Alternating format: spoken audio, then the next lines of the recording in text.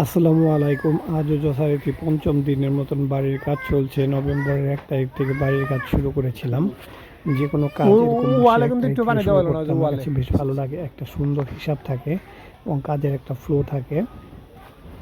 নভেম্বরের 1 তারিখ থেকে ইট কেনা থেকে শুরু করে যাবতীয় কাজ করছিলাম। যে ঘরের অনেকটুকু পীড়া হয়ে গেছে। আমাদের পুরাতন ঘরের একটা অংশ ভেঙে এরকম দেওয়াল করতেছি। টিনের ঘরে থাকাটা এখন বেশ মুশকিল। শীতের দিনে শীত লাগে, গরমের দিনে গরম বেশি লাগে, এই জন্য এটাকে দেওয়াল করা হচ্ছে। দুই পাশে গাঁথনি হয়ে গেছে, এই যে এখানে গাঁথনি করবে, এখন ভিতরে বালি ফেলে ভরাট করা হয়েছে। এর জন্য আজকের দিনের মধ্যে নিচের যে গাঁথনি, পিলার গাঁথনিটা শেষ হবে, এটাই আমরা আশা করছি। মিস্ত্রি অ্যাকচুয়ালি বাড়িতে কাজ করছে 3 দিন ধরে, আর 2 দিন অন্য আনুষঙ্গিক কাজ করেছে বাড়ির। এই হিসেবে আমাদের বাড়ির কাজটা চলছে।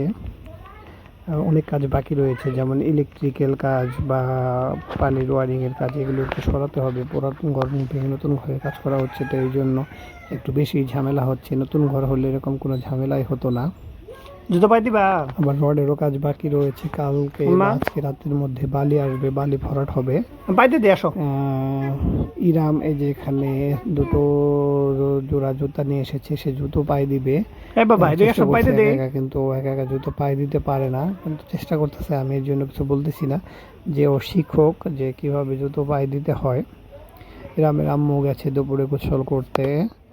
বাড়িতে কাজের জন্য গোসলের শিডিউলটা একটু উল্টোপাল্টা হয়ে গেছে। কে কখন গোসল করে এটার টাইম টেবিল আর ঠিক নেই। কিন্তু ইরামকে আমরা সকালেই গোসল করাই। প্রতিদিন 12টার মধ্যে ওকে গোসল করানোর চেষ্টা করি, বিশেষ করে জোহরের আজানের আগে, যাতে ওর ঠান্ডা না লাগে। এমনিতে ওকে ঠান্ডা লেগে রয়েছে, ওকে কিছুদিন আগে ডাক্তার দেখিয়ে নিয়ে আসলাম। ওর ঠান্ডার ওষুধ এখনও রেগুলার চলছে, উপায় নেই, কারণ অসুস্থ তো, ওকে ওষুধ খাওয়াতে হবে। এই যে ইরাম আসলো জুতোটা পায়ে দেওয়ার জন্য, আমি ওকে জুতো পায়ে দিয়ে দিলাম। এই যে এখানে মিস্ত্রিরা ইট যে ছোলিং করেছিল এটাতে ঘোলা দিচ্ছে, যাতে ইটগুলো একটা আরেকটার সাথে লেগে থাকে। এটা অ্যাকচুয়ালি সিমেন্ট এবং বালির একটা মিশ্রণ, পানি দিয়ে তৈরি করা। সব ইটগুলো বন্ডিংটাকে ধরে রাখার জন্য এটার মধ্যেই মশলা তৈরি করা হবে এবং পরবর্তীতে ঢালাই মিক্স করার কাজটা হবে। এই যে মিস্ত্রিটাকে দেখছেন, এটা আমাদের বাড়ির অনেক পুরাতন মিস্ত্রি। আজ থেকে প্রায় 15 বছর বা 20 বছর আগে আমাদের বাড়ির কাজ করেছে। এখন উনি আমাদের বাড়ির কাজ করে যাচ্ছে।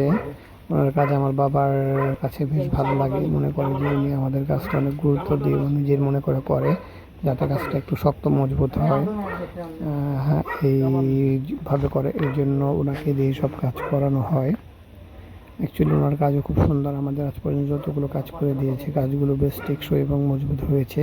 এটা তো আমাদের নতুন বাড়ি, পুরাতন বাড়িতে এরকম ছিল না। আমাদের পাশে আরেকটা বাড়ি ছিল, এই বাড়িটা আমরা এই বছরই ঢুকেছি 2024 সালে। প্রায় বছর হতে আসলো বাড়ি তৈরি করেছি। যে মিস্ত্রি ভাই খুব সুন্দর করে বাড়ির কাজটা করছে। ইটের ঘোলাটা দেওয়া হচ্ছে। ইরামের দাদু আর মিস্ত্রি কিছু একটা পরামর্শ করছে যে এইটা এটা একটু দিব এরকম তার না, করে। এরকম করলে ভালো হতো। আমি আর ইরাম বেঞ্চের মধ্যে বসে ও আছি, দাদু কি বসে করছে? কাজটা দেখছিলাম। এই দাদু যে লাগছে। ইরাম ও কান্নাকাটি করতেছে, ও বাইরে যাবে, ওর আন্টিরা এই যেখান থেকে হাঁটাহাঁটি করতেছে, আন্টিদের কাছে যাবে, এই জন্য কান্নাকাটি করতেছে। আমাকে নিয়ে যেতে বলতেছে, কিন্তু আমি নিয়ে যাচ্ছিলাম না। ও ক্যামেরা ধরে টানাটানি শুরু করে দিয়েছে যে কীভাবে এখানে যাওয়া যায়। এই যে কাজ করতে করতে ইট বালির মিশ্রণ কম পড়েছিল, এই জন্য আবার নতুন করে ইট বালি মিক্স করা হলো।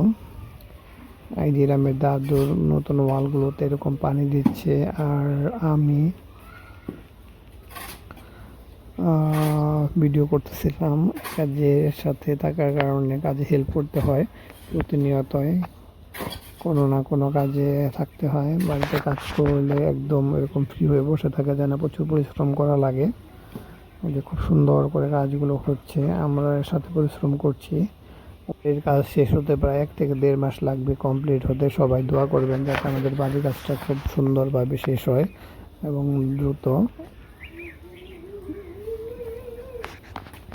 আসসালামু আলাইকুম সবাইকে।